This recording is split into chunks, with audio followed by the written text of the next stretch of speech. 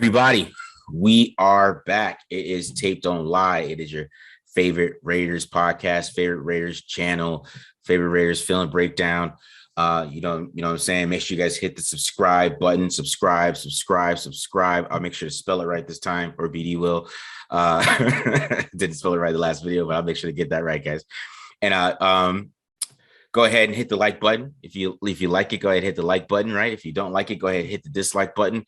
Leave some comments. Let us know how you feel about the episode. And you know how it goes. And then make sure you follow us on Twitter at the Mark John NFL, at BD Williams 18, right? And also, make sure you guys go on Manscaped. Go ahead and get you something on Manscaped. Discount code TDL, you know what I'm saying? Go get you some underwear, a shirt, get you some deodorant, go get you the lawnmower 4.0, whatever you guys want to get on there. Go ahead and pick that up, and you'll use that discount code, get 20% off from Manscaped. So make sure you guys do that. All right. So, we know what we're doing. We're previewing the Steelers. We have the Steelers coming up this week. So, we're going to be going over what we expect from the Steelers, which is defensively, it's going to be a little tougher for me than for BD, because offensively, I think they're a little stagnant. But defensively, I have no idea. I'll be honest, I have no idea what the hell they're going to do this week. We'll see. But I'm going to try to give you guys an idea for what they did against the Bills. And the Raiders have a similar personnel a little bit, that they might try to, do the same things. But, BD, what are you going over today? Yeah, like you said, Pittsburgh's offense, it wasn't an impressive outing. The final score doesn't really tell you the full story, I would say. So, they were losing until the fourth quarter, and their defense, or their special teams, scored a touchdown. Yeah. And really, that's the reason why they won the game. The offense does not look great. So I'll go into some things that I'm seeing and, what they try to do in the second segment. So, yeah, but right now, let's focus on, I would say this is the most concerning part of the Steelers is the defense, and I'm really interested to see what you got going, as far as this breakdown. All right. You just get it going. Let's do it. Yeah, let's do it. All right, guys. So first off, we got Minkah Fitzpatrick. Okay. Now the Steelers, they use Minkah Fitzpatrick everywhere. Okay. So they use Minkah all over the field. He is, last year he played mostly free safety against the Bills. He's everywhere. Okay. So we see him. He's going to be, double teaming Cole Beasley. So that's what was his main job, was to double team Cole Beasley.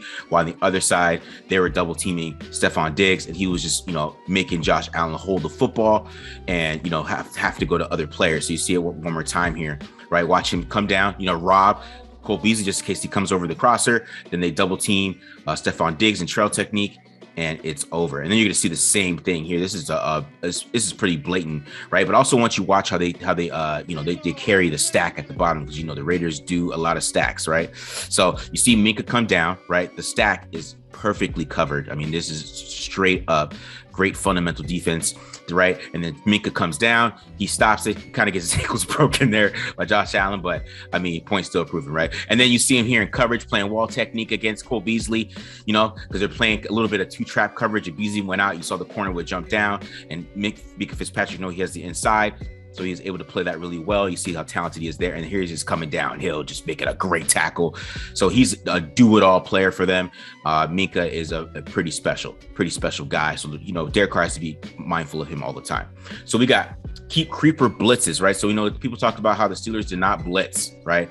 But they did blitz. It just wasn't your traditional 5-man blitz that's going to get charted. So we're going to see some of these creeper blitzes right here, and they gave Josh Allen fits, okay? And they made him get out of the pocket because they add a stunt here. They got the linebacker, Melvin Ingram look like a linebacker. Then you got a corner coming from the other side, which pulls up the tackle, opens up the gap. And you see it one more time, pulls up the tackle, opens up the gap, causes pressure, forces Allen to get rid of the ball fast. And then you see it here. They even did it with TJ Watt. They pick it up a little bit better here, right? But that still is a creeper blitz that they, that forces that tackle to come out and, opens up that gap for the middle linebacker, who they make Melvin Ingram or TJ Watt. All right. So the main key to this game, man, they got to run the football, man. And I know it sounds, crazy, but I think, with Devin Singletary getting 10 carries for 72 yards, I think it's something Kenyon Drake can definitely do. You can kind of see, especially with power football, the Bills are doing a lot of pulling, right? And you can kind of see with the power of football that they were able to do that. And I mean, the Raiders have power football inside their game. And I mean, John Simpson, somebody that is excels in power football too. You see it one more time, the pulling, right? Everybody's set up, everybody's blocked. They don't play the run that well. Melvin Ingram has never been a great run blocker and then, run defender. And Cam Hayward, he's more of a pass rusher. So there's things open there in the run game if they play some power football. I mean, Devin Singletary has some gaps and the Bills just don't run the football. And I think that's something that Gruden he doesn't mind doing that, right? So one thing that's open is attacking the seams. Okay, we're going to see a lot of these seams open because they're so worried about stopping players, right? So they're so worried about stopping Cole Beasley and Stephon Diggs, right? They just leave the seam wide open, right? I mean, basically on the coverage they're playing, because they're playing like basically like an orthodox cover one. I mean, BD will probably tell you a little bit better on the backside, but you see this basically man to man. They're doubling those two players. They leave the seam wide open. Josh Allen misses it. But I want to show you something. This is kind of funny. Watch Cole Beasley here on this one. It's a great concept against that. I know it's an awesome concept, but watch Cole Beasley here, dude. He thinks it's a touchdown. No, it's not, Cole. It's not a touchdown. Sorry, dog. Missed it. Missed it. But yeah, but the seams are there all game, man. I'm telling you, they are there. And you'll see it here one more time. The Steelers are very watching the quarterback with their eyes. So you can move them like crazy. You see that the seam is there again. That's something that the Raiders have to see on tape, is that if you move these safeties, you can find openings behind them. So you'll see this again. Watch the safeties up at the top. He's flat-footed. The reason why he's flat-footed is because he sees that Josh Allen's eyes is on Cole Beasley, but it's over the top is wide open because he's flat-footed. So, if Derek Carr can bring his eyes down to Hunter Renfrow, knowing that he's going to try to go over the top, right? And bring that safety down, he can hit it over the top and hit these safeties and these seams.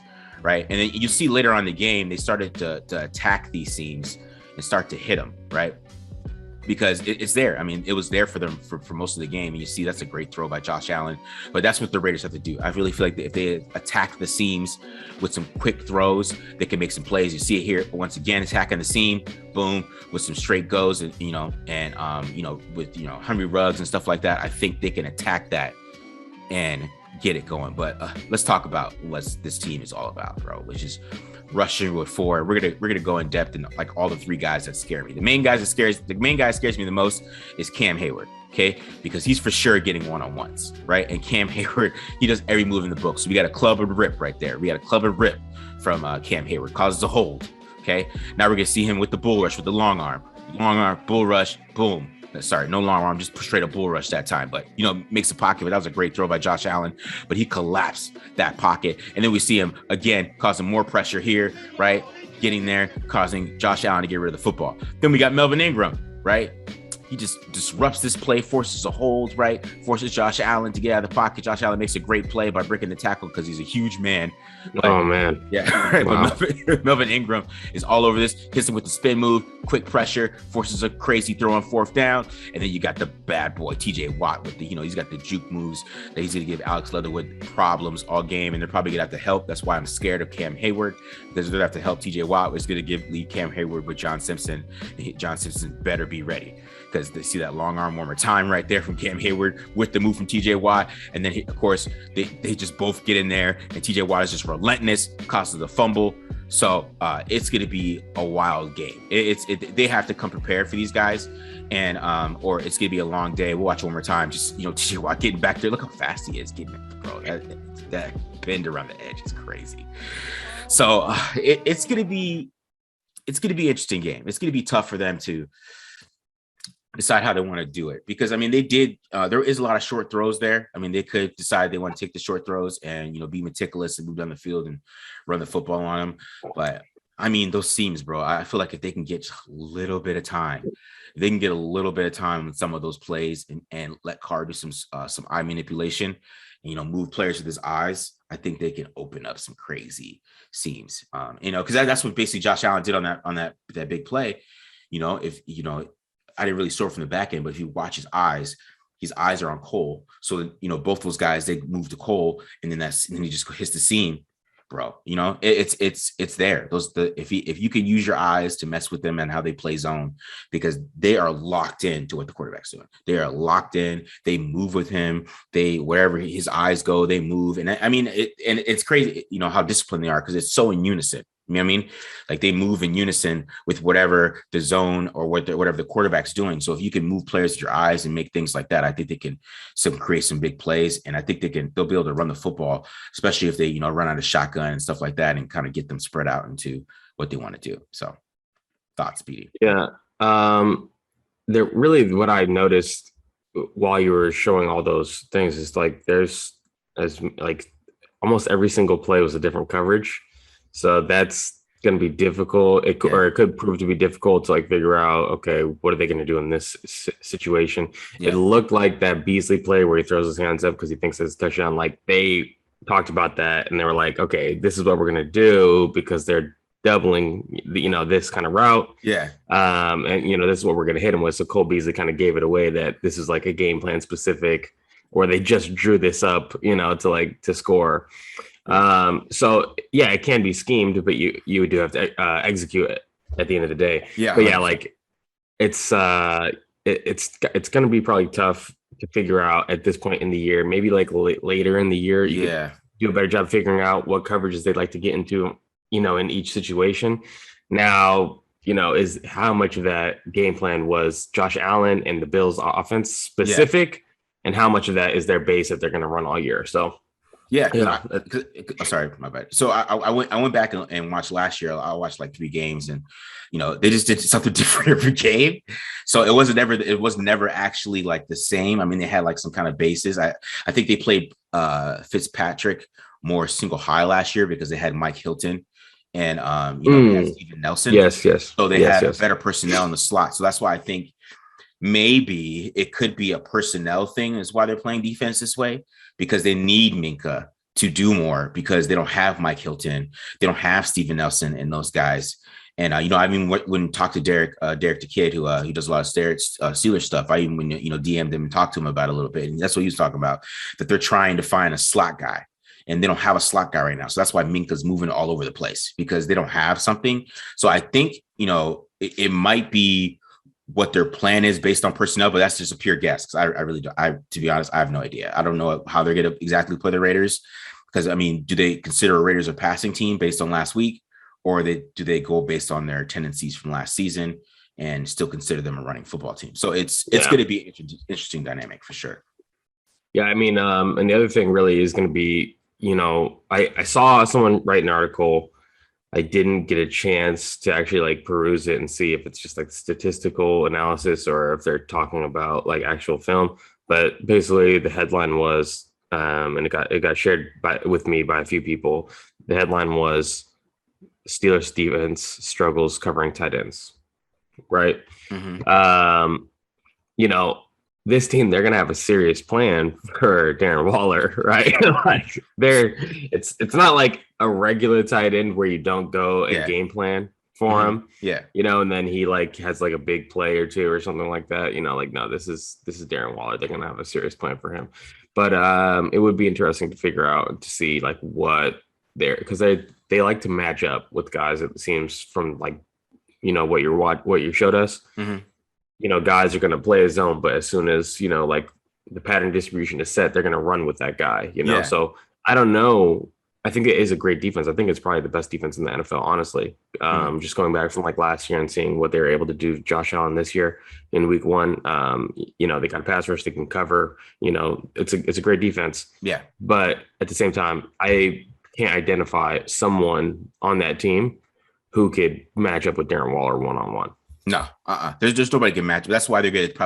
That's why I'm kind of thinking that, because the Raiders' top 2 receivers, right, are basically this kind of the same as the Bills. I know Stephon Diggs is not Darren Waller, but you kind of get my point. Those are the 2 main guys Carr likes to lean on, right? And it's kind of the same two kind of when I say like Cole Beasley is kind of like, he's like Hunter Renfrow, plays a slot. They do a lot of choice routes with him. They do a lot of things where he kind of comes off slow off the line and decides where he wants to go after that. So I could see Minkah trying to come down and, and try to stop them and stop those choice routes. I think that might be their plan. Like they might, the choice routes and have Minkah Justin Simmons. Simmons did this last year. Jesse Bates, remember the Cincinnati game? That was like 2 years ago, right? And he jumps the choice route, like teams know that that's coming, and I think the trick on offense is going to be not just Hunter Renfrow running these choice routes. Got to get Kenyon Drake involved. Got to get Darren Waller, mixing it up. Yeah, for sure. All right, man. What do you got for us, B, today? Okay, yeah. So I'm going to talk to you about this is because if Marcus's, was a little doom and gloom, and this is a great defense, this is going to be a pick me up for you. All right, because the Pittsburgh offense is not very good. If we're just keeping it real, okay. I'm going to talk to you about what happened last game. So O-line is a serious question mark for this team, I would say. Marcus, you confirmed this, and then when I watched it, I was like, okay, yes, look at these guys just beating blocks in the run game. They couldn't get any push in the run game. Najee Harris had 150% of his yards come after first contact, okay? Just leaky. And then also blocking up the pass game. You see here, they got a little stunt going on. It just quick pressure on Ben Roethlisberger, okay? Like, offensive line, not only do they struggle running the ball, I would say, but they struggle picking up some blitz concepts. It seemed in this game. So Ben Roethlisberger, you still have to have a pass rush plan for him, okay? Because once he gets it figured out, okay, he's gonna buy time, and he's so good at this. He's gonna buy a little bit of time, okay? Little ninja move right there, throw it. And this is something that the Raiders struggled with, I would say. We see one defensive lineman not rushing at the same level as everyone else, and it kind of creates an opening. I mean, obviously Ben Roethlisberger is not Lamar Jackson. That was just completely filthy, okay? But they have to have a plan. They have to execute the plan because Ben Roethlisberger will do things like this, okay? Like if they're not all rushing, there's an opening. Okay, if they're not all rushing at the same level, there's a little opening. Ben Roethlisberger, he's not going to do it with his legs. Okay, he's going to slide, but then he's going to find a spot and throw it. Okay, just like on this play right here. They get a little bit of a simulated pressure, creeper blitz here. Okay, he's just going to slide, and then find that opening in the cover three. Okay, this is cover three that the Bills are playing. Find that opening, big game. Okay, that was like their second biggest play all game. Okay. And now also the corners are going to be tested. They like to throw deep shots, okay? You see here, Ben Roethlisberger just chucks it up, okay? And the funny part about this play, they didn't catch it, okay? But they got a free like 30 yards because it was pass interference, okay? And look, 2 plays later, again, they're going to test the corner, okay? Bottom of the screen, he gets kind of, eaten up a little bit on that fade route, okay? Watch it again, Deontay Johnson. He's pretty slick route runner, okay, gives him something, but here he kind of pushes off in the corner, starts looking back at the same time and kind of loses and gets out of phase here. Okay, Deontay Johnson, that's a pretty sick route, I would say, in the NFL. Yeah. And then also, Nate Hobbs, look at him. He's going to have to go up against, Juju Smith-Schuster and figure out a way to win in the slot as well. They like going outside and, just throwing shots out there. It's a great back shoulder pass. Okay, but at the same time, 2 of their 3 biggest plays the entire game. Okay, look at this. Bottom of the screen. Okay. Pass interference. That was like their 3rd biggest play the entire game. Okay, like these guys are not like humming on offense. Seriously, like 2 of the 3 biggest plays were defensive pass interference calls. And then they had one that one to the tight end. And then that was it. That was really it. Their defense kept them in the game. Their offense looked pretty bad, pretty anemic, honestly. Ben Roethlisberger, what he's so good at is throwing the back shoulder fade, just being in that timing, on the outside, I would say he's so good at that, along with, some of the movement in the pocket. So if you leave the Steelers in the game, you have Ben Roethlisberger, he's good enough. Like, he's going to find an area of the defense to exploit, and he's just going to keep on going after it. For sure. But you can't leave him in the game. You got to let him, you got to make him like come from behind, and you got to see if that's what Ben Roethlisberger and this offense can really do at this point. And I'm doubtful that they can. Yeah, I don't think it's a very strong offense, and I was telling you that line was not very good. I mean, the Bills pass rush is not like a juggernaut. They don't have like a juggernaut pass rush at all. Technically, I mean, the Raiders, their edges are, I mean, Jerry Hughes is getting up there in age, and they're pretty young over there in Buffalo. So, the Raiders edge rushers can, they can get some. I think they can get some push in this game for sure, and definitely get some pressure on Ben, make him move. Ben. He gets rid of the ball really fast. So he's at 2.13 last week. I think last year he's at 2.3 time to throw. So he's getting rid of the ball quick. Okay. So, I mean, and that's basically because he knows he doesn't have a good line. So he's going to try to get rid of the ball quick. So I think what, some things the Raiders should do is kind of sit on some of the short things early. I know he's going to take some fade routes, some quick drop fade routes and throw it deep, but I still think they should, be sitting on some of the short routes if they end up getting some pressure, because he's going to get rid of that ball, and maybe they can jump some stuff and get some pick sixes. So it's actually really funny because Gus Bradley, like right before like the first game, he talked about Trayvon Moehrig playing in the post. When a reporter asked him about Trayvon Moehrig, and he said, yeah, we're playing a lot more split safety concepts, right? Yeah. And then what do? They came out and they played friggin' 95% single high in week one. It was like 4 out of 68 plays, besides like a kneel down. Yeah. Were cover 3, okay, or single high rather. So, I fully expect to see more too high, so you can, like you're saying, if you have safety help over the top, you can have these underneath defenders like sitting on some things, right? Mm-hmm. I fully expect to see some of that, because also you can't let if Ben Roethlisberger is getting rid of the ball in 2.1 seconds, that means he's not processing what's happening. He's making a pre-snap read. Okay. As soon as the ball gets into his hands, he's throwing to where he just already decided pre-snap where he wanted to go, right? 100%. Like, so if you're just lining up there in cover 3 all game, okay, obviously, I mean, it's not going to happen against Ben Roethlisberger. It's a completely different, style of quarterback. You can mix some things up on the back end, is what I'm trying to say. And I fully expect them to do that, just to like kind of take advantage of some of these predetermined reads. They got to figure out what this predetermined offense is all about, where they're trying to go with it, and then maybe see if they can take that away. So, but I think this pass rush, they just got to keep on going and ascending, like we saw some good glimpses of it last week. Keep on ascending, put that pressure on, and turn this game into help turn this game into a blowout. So that's the way it needs to go. Yeah, and because it's can't keep him in. Can't keep him in. I'm sorry, just can't keep him in the game. Yeah, they can't turn the ball over too. That's what I'm scared of, them turning the ball over. I mean, because that's what that pressure can do. It can force them to turn it, and that's what happened to the Bills. The Bills. That fumble, man, was huge. That was a huge turning point in that game. Josh Allen, especially. Derek Carr definitely would have checked that down on the guy that was right in front of Josh that he had to check down to. But I mean, it's still there. It's still that element of fumbling. I will say about Big Ben too, and you talk about his predetermined reads now. It's more because Ben is not the same athletically that he used to be. And, he had a lot of Russell Wilson to his game that, a lot of people didn't give him credit for. So, I mean, he never was like the ultimate, let me read the field type of guy, like, let me like break it down and read it pre-snap and, do everything. He was more just like a snap me the ball and I'm going to play.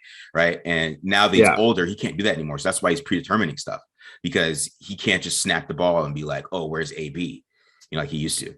That's what he used to do. And that's why him and like AB would like, flip around and run downfield, or, AB would like run a stop route, and then him and Ben would look at each other, and then AB would just run straight down the field. The next thing it's a 60-yard touchdown, because they play a lot of backyard ball, and he can't do that anymore. He just can't. Can't do that. Can't do that anymore, so now he's predetermining things, and that's why he's not playing as well. Yeah.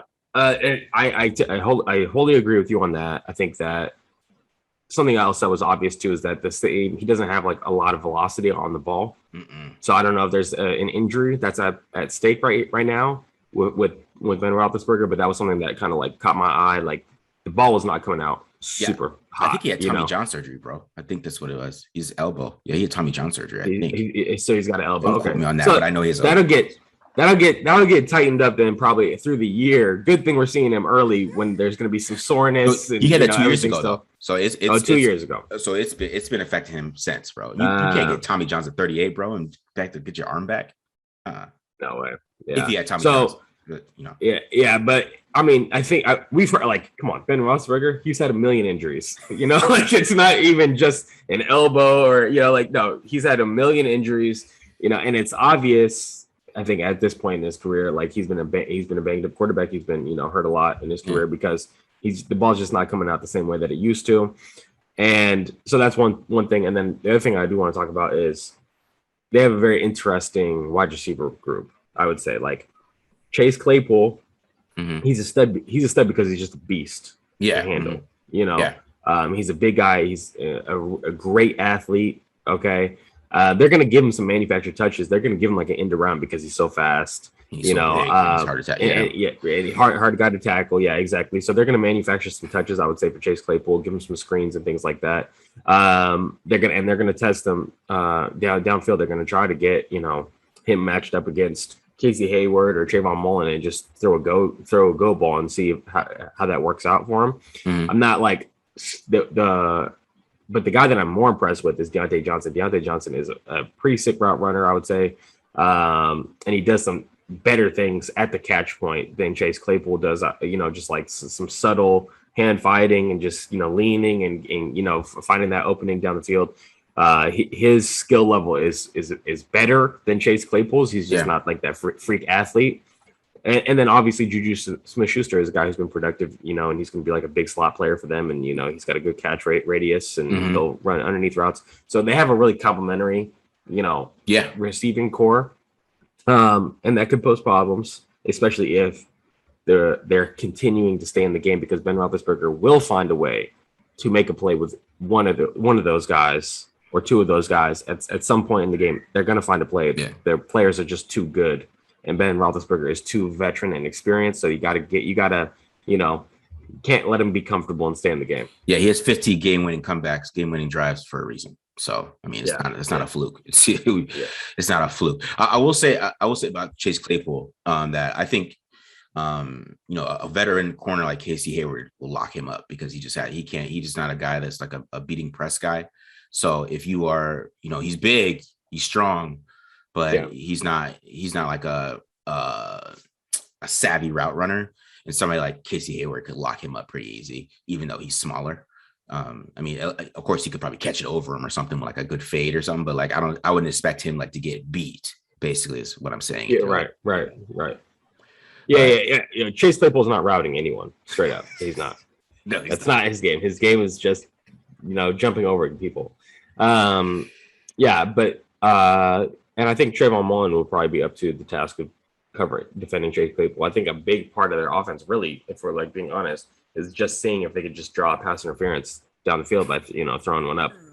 First and 10. Let's see if we can make this into a 30-yard gain here. And because some of those balls, Ben Roethlisberger is literally just checking them up. And then that last one where they drew the pass interference, he gives up. The wide receiver gives up so early, like the ball is still like 20 feet in the air and he's like flailing his arms and just like looking at the ref, like they're trying to draw pass interferences here. Like, come on, it's part of their offense. They got him. But I think the Steelers have had the most had the least penalties called against them and the most penalties called against the other teams since like the year 2000. Wow. So expect some pass interference, guys. Let's expect. It's the opposite. It's the opposite for the Raiders. It's the opposite for the Raiders. So just expect it. Expect some pass interference calls is going to piss you off. Be like, what the hell is that? Yeah. So. Yeah, right. For sure. Like it's a big part of their offense. So, there was one weird play where Ben Roethlisberger like threw an inexplicable interception, but it ended up going in the box score. I was watching like all 22, so I didn't have the broadcast, so I'm not sure exactly what the penalty was from the defense to negate that, but that was like a terrible. It was just like really uncharacteristic. So I'm not sure if it was like an offsides like free play that he was just like, oh, okay, let me just throw this into triple coverage here. But it's just like not like super impressive from Ben Roethlisberger. It's certainly winnable. I think that it's a much more one-dimensional team than the Ravens were. I think it's not nearly as prone to like big chunk gains as the Ravens were. So the defense should have another solid outing, or hopefully a great outing this week against Steelers. Yeah. The Rooney's over there paying off the refs, guys. So don't start that. Stats back up, bro. There's stats, dog. This is not like a theory. I got stats back it up. I'm about to pull up retweeted Marcus Mosher, who works for Raiders Wire. He's been pushing that agenda for like 4 years. He brings up how much the Steelers get penalties. He brings it up. It's like charted. He has it charted by year. It's a real thing, bro. Anyways, let's wrap this up. Okay, so let's wrap this up. All right, so there's a lot to say. Obviously, me and Marcus, we could probably go on for hours. We gotta relax. We gotta give it small bites here. But yeah, thank you guys for tuning in. This is the preview show. We're gonna try to do this each and every week. This week the schedule is a little different because the tape came out later. Yada yada yada. So what we're gonna try to do going forward, Marcus, jump in here if I'm saying the wrong thing. Okay. We're gonna try to get you these on Wednesday morning and Friday mornings. Yes. Okay, yeah. So that hopefully we can continue that schedule going forward this season. So if you don't see something from us, trust me, it's in the works. We're cooking it up. But that should be the schedule going forward. We appreciate everyone for tuning in. Make sure you go ahead and support the channel. There's a bunch of different ways to support the channel. Get yourself something from Manscaped. Just get yourself like a little shirt, some underwear, some socks, something like that. Okay, use the Manscaped promo code TDL, and then also make sure that you hit subscribe. If you're listening to this on iTunes, or some kind of streaming service, make sure you hit the downloads. And so you just get these automatically downloaded into your phone every time you listen. And that's it. Follow myself at BD Williams 18. Follow Marcus Johnson at the Mark John NFL on Twitter. This is the Tape Don't Lie Raiders Film podcast. We appreciate you guys. I'll let you. Peace.